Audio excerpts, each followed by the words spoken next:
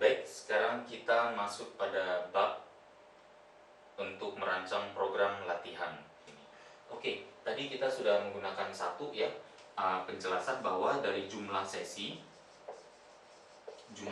kardio boleh lebih banyak daripada beban. Kemudian apalagi bagaimana supaya kardio lebih banyak daripada latihan beban.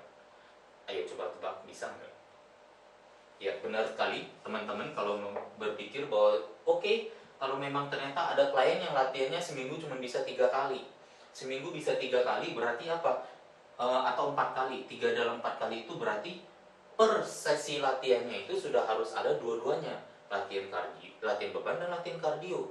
Nah kalau udah per sesinya ada, nah sekarang latihan bebannya dulu seperti kita ketahui supaya untuk bakar gulanya untuk turun, baru kemudian bisa mengakses sel lemaknya, dan kardionya dilamakan. Ya, berarti latihan beban dulu, baru latihan kardio.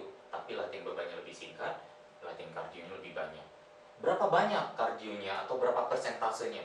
Bebas, tidak ada yang baku.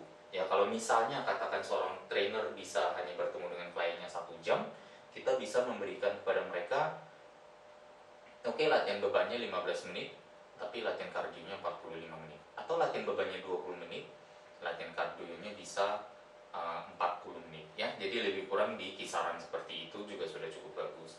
Atau bahkan 30 menit, 30 menit masih cukup bagus juga, not bad, nggak ada masalah. Ya karena pada tahap-tahap awal, waktu kita dalam sesi latihan beban akan banyak habis untuk misalnya memperagakan teknik, ya, untuk memberikan instruksi, untuk membenarkan tekniknya, untuk mengakses misalnya pemanasan mereka di mana. Nah, dengan begitu banyak waktu yang terhabis di sana untuk menjelaskan teknik latihan bebannya, Bu, tariknya seperti ini ya, posisinya seperti ini, alatnya cara makainya seperti ini, tinggi rendahnya kursinya, ya, cara menaruh bebannya dan lain-lain. Penjelasan teknik itu aja sudah menghabiskan mungkin setengah dari total waktu kita dalam berlatih beban. Bisa jadi dalam mengerjakan latihan beban kesannya di kuantitatif di jam mungkin 30 menit, tapi sebenarnya secara kualitatif aktivitas latihan beban itu mungkin hanya 10 menit atau 15 menit. Nah, disinilah makanya kita bisa katakan 30 menit latihan beban, tapi bisa juga 30 menit ditutup dengan kardio, di mana sebenarnya secara kualitatif intinya klien masih tetap menjalankan 15 menit latihan beban dan 30 menit di latihan kardio. Sisanya 15 menit ya waktu untuk instruksi, memberikan instruksi dan menjelaskan teknik-teknik tadi.